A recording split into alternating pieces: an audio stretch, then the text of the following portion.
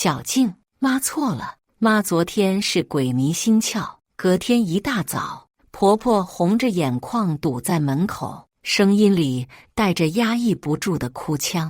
她死死攥着手机，像是攥着什么烫手的山芋，执拗的要塞进我的手里。这钱我不要，你快收回去。我静静地看着她，没有伸手去接，也没有开口说话。昨天她拿到钱时那志得意满的笑容，还清晰地印在我的脑海里。大家好，开始今天的分享之前，希望你能给人间烟火点个订阅，我将会分享更多优质的内容。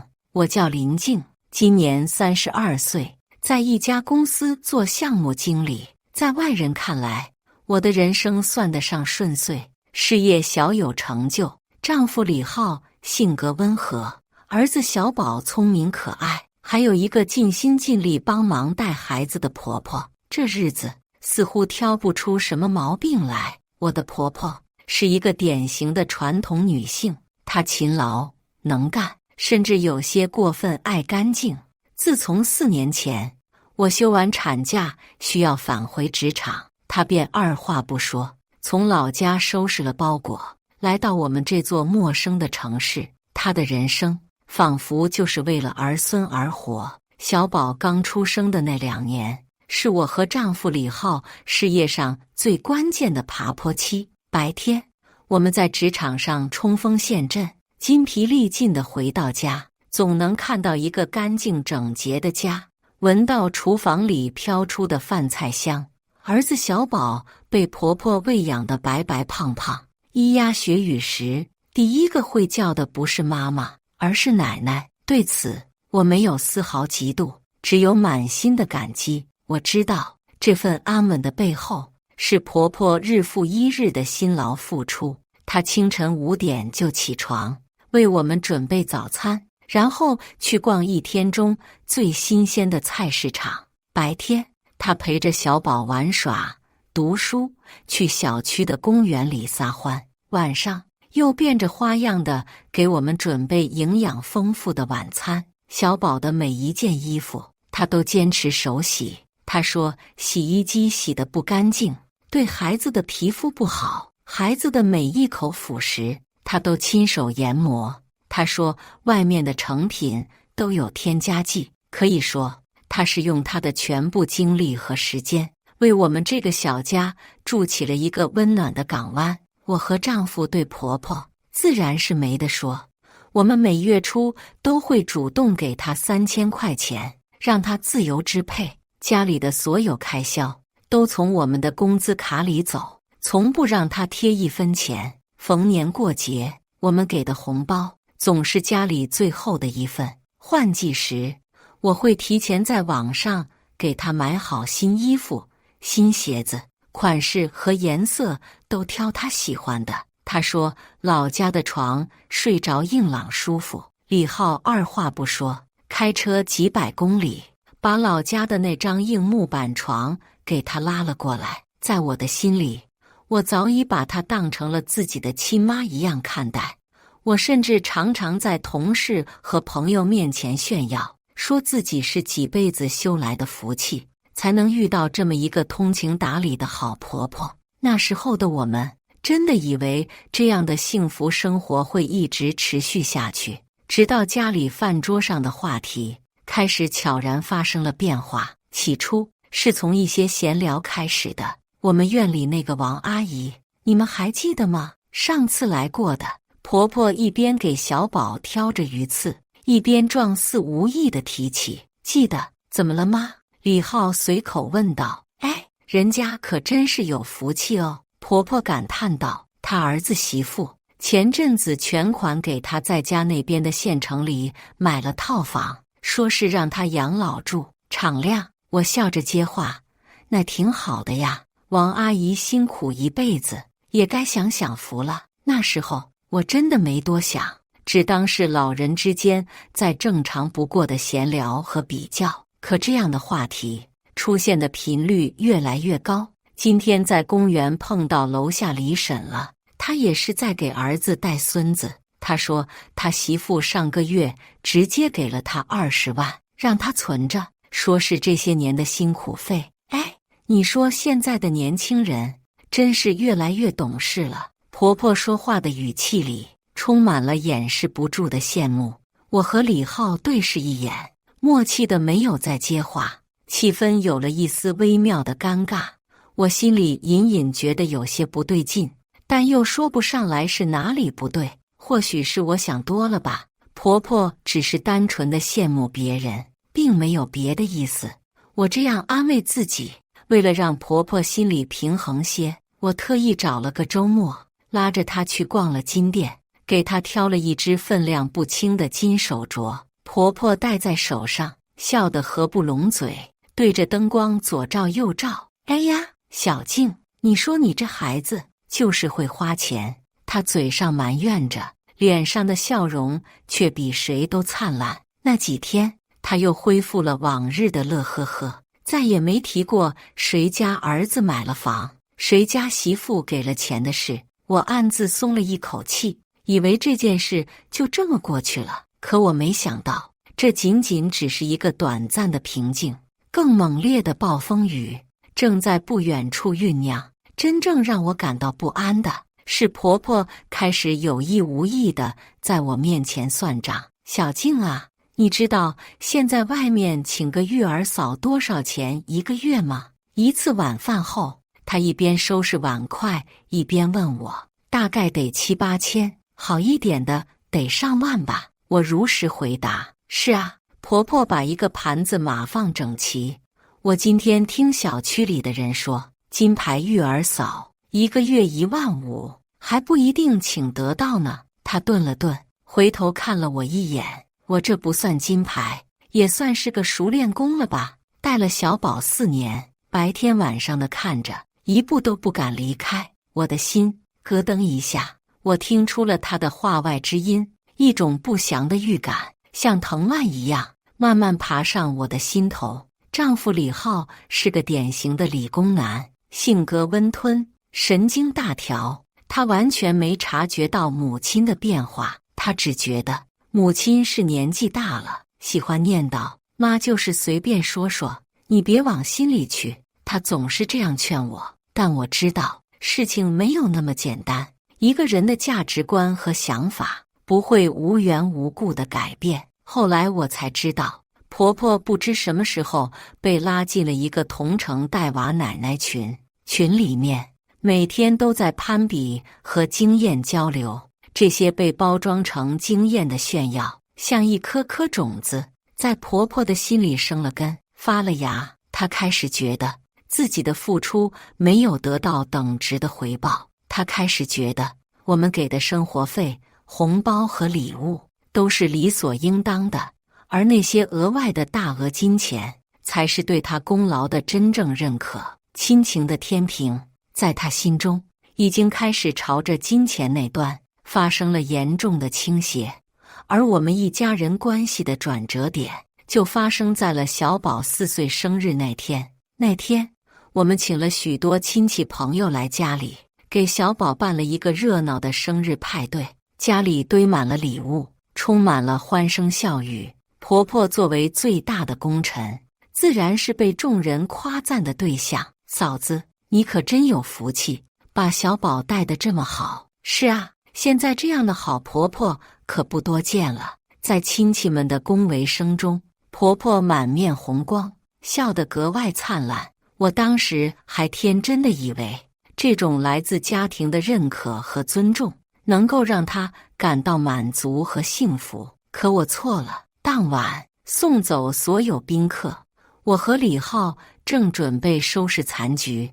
婆婆却一反常态，没有动手。她擦了擦手，坐在客厅的沙发上，表情严肃地对我们说，小静、李浩，你们先别忙了，坐下，我有话要跟你们说。我和李浩对视一眼，心里都有些纳闷。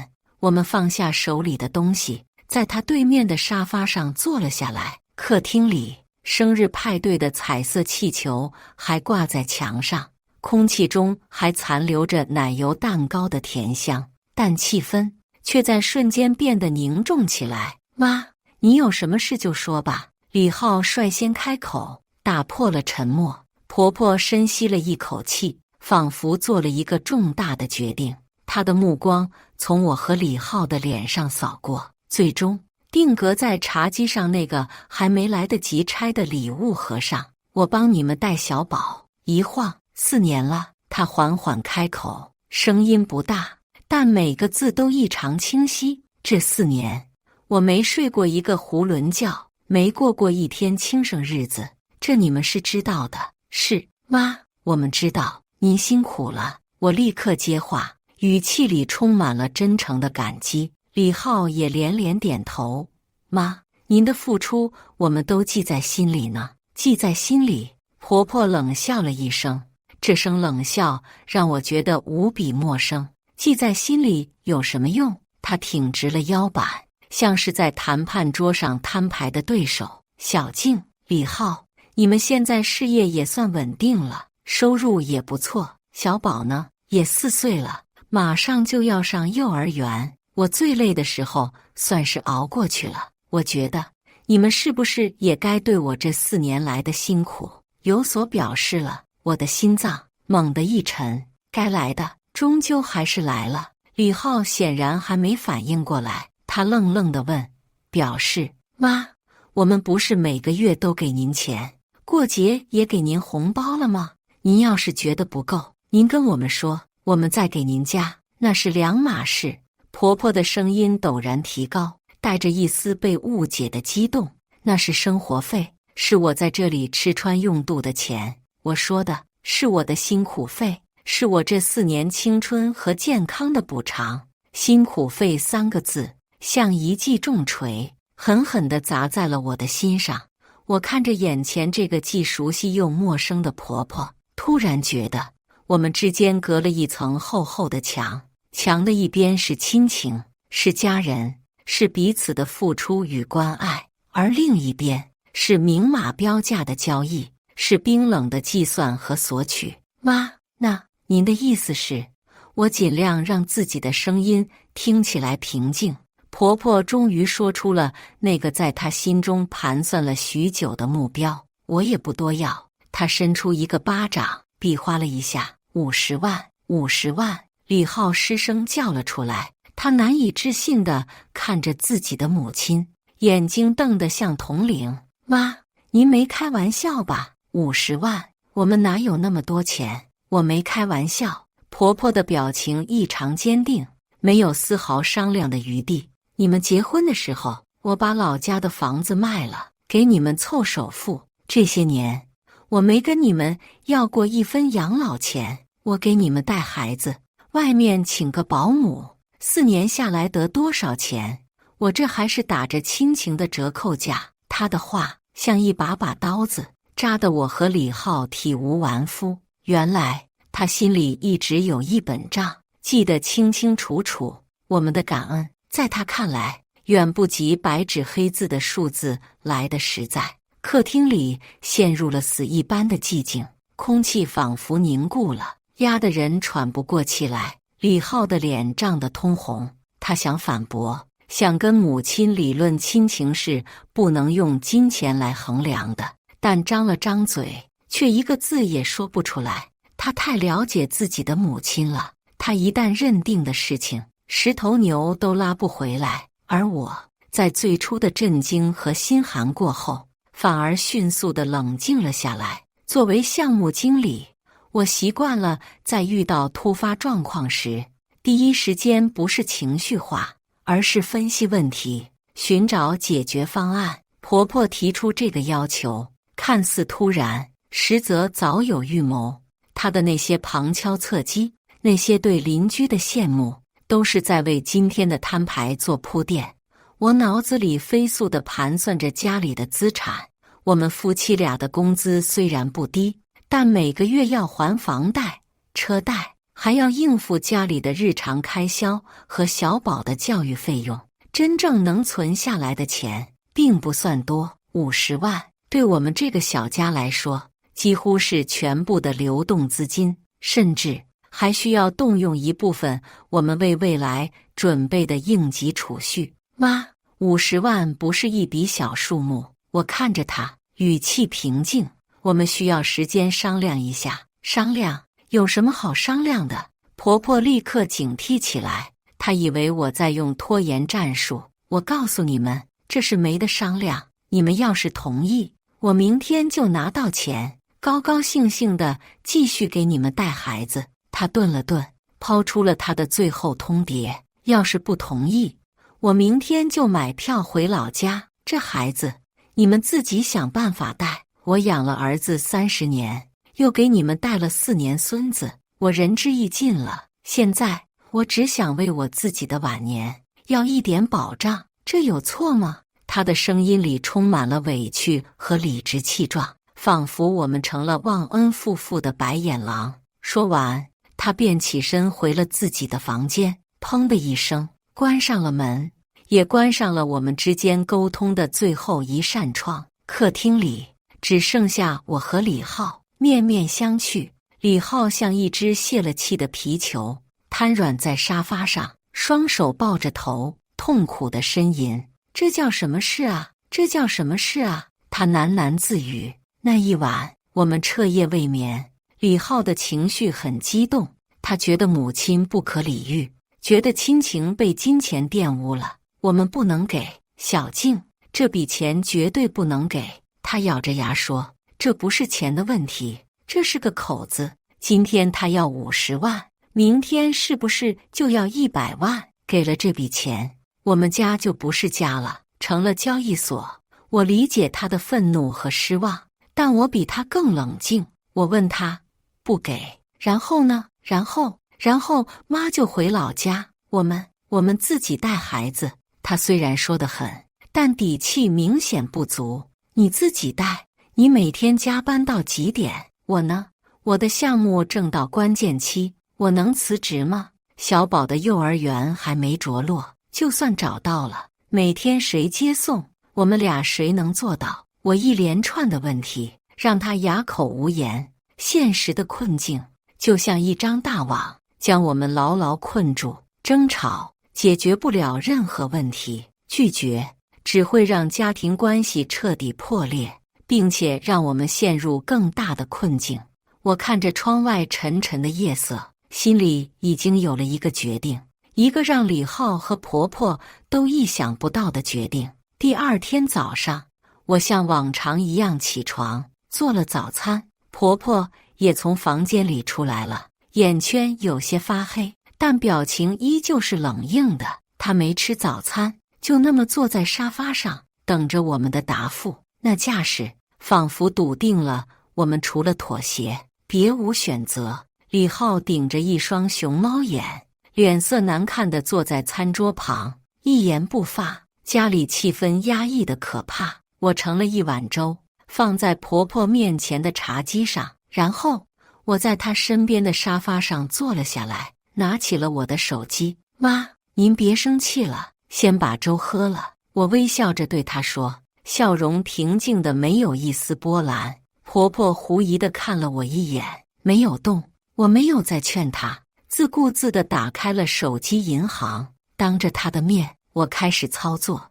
我的手指在屏幕上一下一下地点着密码、验证码、转账金额。李浩看到我的动作，惊得从椅子上站了起来。小静，你干什么？我没有理他，只是专注地看着手机屏幕。最后，我抬头，把手机屏幕转向婆婆，脸上的笑容依旧温和。妈，您说的对，这4年您确实辛苦了。这是我们家里最大的一笔定期存款，本来还有2个月到期，我提前取出来了，利息损失了点，不过没关系，加上我们卡里的活期，刚好凑够50万。这笔钱是我们的一点心意，是您应得的。说完，我按下了确认转账的按钮，手机轻轻震动了一下，屏幕上跳出了转账成功的提示。婆婆的手机短信提示音几乎在同一时间响起，她颤抖着手拿起手机，点开了那条银行发来的入账短信，一连串的0清晰地显示在屏幕上。50万，一分不少。她脸上的表情非常复杂，有惊讶，有难以置信，但更多的是一种得偿所愿的得意和满足。他可能没想到我会如此爽快，如此干脆。他抬头看了我一眼，那眼神像是在看一个不懂事的晚辈，又像是在看一个败下阵来的对手。他点了点头，语气生硬地说：“算你懂事。”然后他心安理得地收起了手机，端起那碗已经有些凉了的粥，慢慢地喝了起来。而我的丈夫李浩则像看一个陌生人一样看着我。他冲过来，把我拉进卧室，压低了声音，用一种既困惑又不满的语气质问我：“林静，你疯了吗？你怎么能真的给他转钱？我们以后怎么办？这日子还过不过了？”我反手关上卧室的门，隔绝了外面婆婆喝粥的声音。我看着情绪激动的丈夫，异常平静地安抚他：“你别着急，稍安勿躁，相信我，我能处理好这件事。”我的冷静让他更加不安，但他最终还是选择相信我，只是脸上的愁云丝毫没有散去。他不知道，我转走的这50万不仅仅是钱，更是我为这个家买的一堂昂贵的家庭教育课。而这堂课才刚刚开始。婆婆拿到钱后的那个下午，家里的气氛发生了一种诡异的变化。她不再像往常一样忙里忙外，而是悠闲地坐在沙发上，捧着手机，不停地在跟人语音聊天。我能清晰地听到她在跟老家的亲戚和那些奶奶群里的朋友们炫耀：“是啊，50万，我儿媳妇今天早上刚转给我的。她说是我这几年带孙子的辛苦费，这孩子就是孝顺懂事。哎，没什么，都是我该得的。”她的声音里充满了扬眉吐气的自豪感，仿佛打赢了一场巨大的胜仗。李浩把自己关在书房里，一整个下午都没出来。小宝似乎也感觉到了家里的低气压，不像往常那么活泼，只是安安静静的在客厅的地垫上玩积木。我呢，则像个没事人一样，我打扫了房间，洗了衣服，然后开始在网上浏览着什么。下午4点，我走到婆婆面前，她正聊得兴起，看到我过来，抬了抬眼皮，语气里带着一丝居高临下。“什么事？”我依旧微笑着，手里拿着刚刚打印出来的几张纸。“妈，恭喜您啊！”我把手里的纸轻轻地放在她面前的茶几上。她疑惑地瞥了一眼，上面家政服务合同几个黑体大字，刺得她眼睛一眯。“这是什么？”她问。“妈，您看。”我指着合同，逐字逐句的用一种讲解项目方案的口吻，清晰地对她说：“这50万，按照市场行情，我们就算您金牌育儿嫂的薪资，每月1万，1年12万，4年是48万，多出来的2万，就当是给您的年终奖和过节费了。”我的话让婆婆脸上的笑容瞬间凝固了，她脸上的肌肉抽动了一下。“你这是什么意思？”“我的意思是……”我直视着她的眼睛，语气温和，但态度却不容置疑。“从法律和商业的角度来说，这50万是您过去4年工作的薪酬，现在薪酬已经结清，我们之间的雇佣关系到今天为止正式结束了。”“雇佣关系？”婆婆的声音变了调，她像是听到了天底下最好笑的笑话，又像是受到了巨大的侮辱。“我是小宝的奶奶，我不是你们雇的人。”“您当然是小宝的奶奶。”我点点头，表示赞同。“但是，是您自己亲手把这份奶奶的亲情换算成了48万的薪酬，外加2万的奖金。”我的话像一盆冰水从他的头顶浇下，他张着嘴，脸色开始发白，一个字也说不出来。我没有停，继续我的项目说明。“非常感谢您过去4年的辛勤工作，但是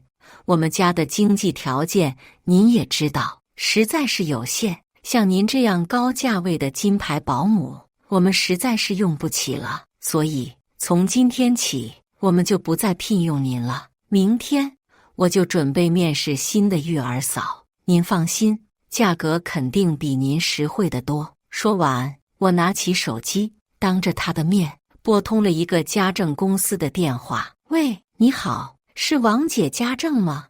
我想咨询一下育儿嫂的服务。对，照顾一个4岁的男孩，主要是接送幼儿园和准备晚饭。我的声音不大，但在寂静的客厅里，却像惊雷一样炸响在婆婆的耳边。她呆呆地坐在沙发上，手里的手机滑落在地毯上，都没有察觉。她脸上的血色一点点褪去，那份刚刚到手的得意和满足被惊慌和恐惧迅速取代。挂了电话，我将茶几上的合同往她面前又推了推。妈，您永远是小宝的奶奶，这一点永远不会变。以后你想小宝了，随时可以回来看他，我们欢迎。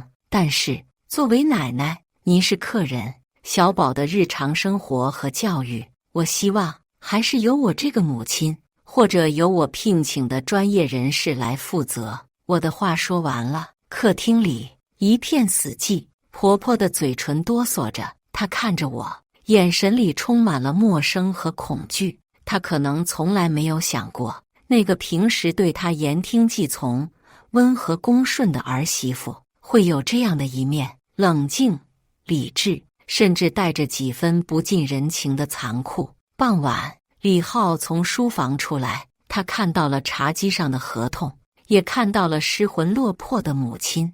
他大概猜到了发生了什么，他没有说话，只是默默地走到我身边，握住了我的手。他的手心温暖而有力。晚饭我叫了外卖，婆婆没有吃，她说她不饿。她第一次没有去厨房张罗，也没有在饭桌上给小宝夹菜，她就像一个局外人，坐在那个属于她的沙发位置上，一动不动。晚饭后，我带着小宝去洗澡，然后给他讲睡前故事。我能感觉到婆婆的目光一直追随着我们。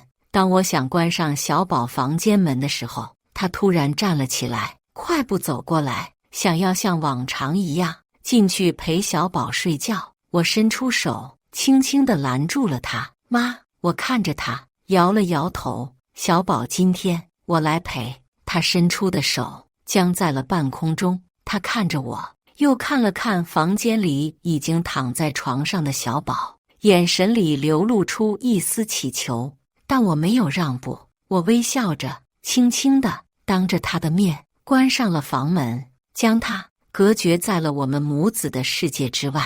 那天晚上，我不知道婆婆是怎么度过的，我只知道她房间的灯亮了整整一夜。她拥有了她梦寐以求的50万，但她也在这短短的几个小时里迅速地失去了另外一些东西。她亲手用金钱斩断了自己和这个家最深的羁绊，她把自己从一个被尊敬、被爱戴的一家之主降格成了一个被解雇的前保姆。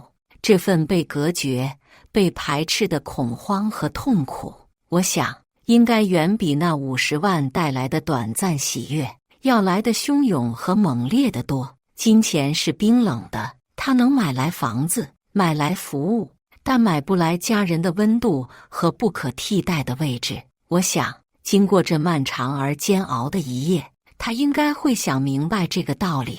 第二天一大早，我和李浩刚刚起床，卧室的门外就传来了急促又压抑的敲门声。李浩去开了门，我跟在他身后，看到了门外站着的婆婆。仅仅一个晚上，她像是苍老了好几岁，头发凌乱，双眼红肿，脸上满是泪痕和憔悴。她手里紧紧攥着她的手机，看到我的那一刻，所有的伪装和防线都崩溃了。她哇的一声就哭了出来，带着浓重的哭腔，对我喊道：“小静，妈错了，妈真的错了啊！妈昨天是鬼迷心窍。”她情绪激动地冲上来，抓住我的手，要把手机硬塞给我。这钱我不要，你快收回去，我什么都不要了，我只要我的儿子，我的孙子。”他说着，双腿一软，竟然做事就要朝我跪下来。李浩眼疾手快，一把将他母亲搀扶住。“妈，您这是干什么？有话好好说。”他急得满头是汗。我没有立刻去扶他，也没有立刻去接他的手机，我只是静静地看着他，看着这个被自己欲望反噬的老人。他的哭声撕心裂肺，充满了懊悔和恐惧。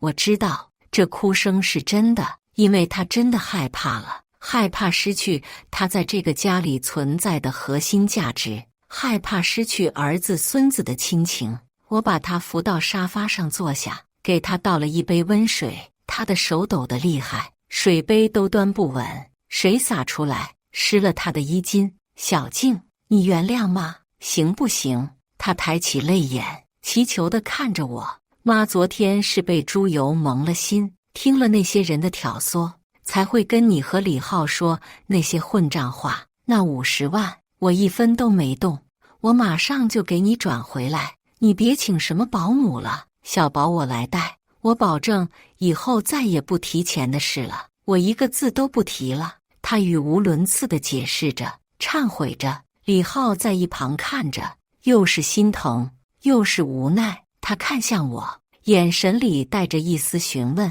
他在等我表态。我沉默了片刻，等他的情绪稍微平复了一些，才缓缓开口：“妈，您先别激动。”我的声音很轻，但很清晰。“钱您可以赚回来，但是有些东西不是钱转回来就能当作什么都没发生过的。”我的话让他刚刚平复一点的情绪再次提了起来。他紧张地看着我：“妈，您知道吗？昨天您开口要那50万的时候，我心里在想什么吗？”他摇了摇头，嘴唇动了动，没说出话来。“我没有觉得您贪婪，也没有觉得您不可理喻，我只是觉得很悲哀。我悲哀的是，你为这个家付出了4年，最后您自己却只给这份付出定价50万。在您心里，您对小宝的爱，您和我们一家人的亲情，原来就值这个价钱。”我的话像一把锥子，狠狠地扎进了他的心里。他的脸色又白了几分。不是的，小静，我不是那个意思。”他急忙想要辩解，我抬手打断了他：“妈，您不用解释，我知道您不是那个意思，但在您提出辛苦费这个概念的时候，您就已经亲手在我们之间画下了一道商业交易的线。您不再是小宝的奶奶，而是我们家的保姆；您不再是我们家的家人，而是我们家的雇员。而我昨天做的所有事情，不过是顺着您定下的规矩，走完了这个商业流程而已。我付了款，然后我解除了合同，这在商业逻辑上没有任何问题，对吗？”婆婆被我问得哑口无言。她一辈子要强，一辈子都活在情理的世界里。她从未想过，有一天她的儿媳妇会用这样冰冷、清晰、无法辩驳的法理来剖析他们之间的关系。她输了，输得一败涂地。“小静！”她喃喃地叫着我的名字，眼神里充满了绝望。“我不想当什么雇员，我只想当小宝的奶奶，当你的妈。”看着她这个样子，我心里也不是没有触动。毕竟她是李浩的母亲，是小宝的亲奶奶。这4年的付出，也是实实在在的把他逼到绝路，让这个家彻底破碎。从来不是我的目的，我的目的是重新建立这个家的秩序和边界，一个健康的、不被金钱绑架的家庭秩序。我叹了一口气，语气软了下来：“妈，钱您赚回来吧，但是带小宝的事情，我们需要重新商量。”听到我松了口，婆婆和李浩都松了一口气。最终，那50万又原封不动地回到了我的账户里，而我们家的生活也开启了一个全新的模式。我并没有像我说的那样，真的去请一个育儿嫂。我向公司提出了申请，将一部分工作转为线上完成。虽然收入受到了一些影响，但我获得了更多可以自由支配的时间。我开始亲自负责小宝的日常生活。我每天早上送他去幼儿园，下午接他放学。我陪他读绘本、玩游戏，带他去公园认识新的小朋友。在这个过程中，我惊喜地发现，我和儿子的关系变得前所未有的亲密。而婆婆，她依然和我们住在一起，但她的角色发生了根本性的转变。她不再是那个大包大揽的家庭总管，而真正回归到了奶奶这个慈爱的角色上。她会做好一桌子我们爱吃的饭菜，等着我们回家。她会在小宝玩耍的时候笑着在一旁看着，但她不再插手我对小宝的教育和日常管理。她不再念叨谁家又换了新车，谁家又给了多少钱。我们之间形成了一种新的默契，有亲情，有爱，但更有尊重和边界。以上就是今天分享的故事，大家有什么想说的、想吐槽的，欢迎在下方评论交流。也更希望能给人间烟火点个订阅，我将会分享更多优质的故事内容。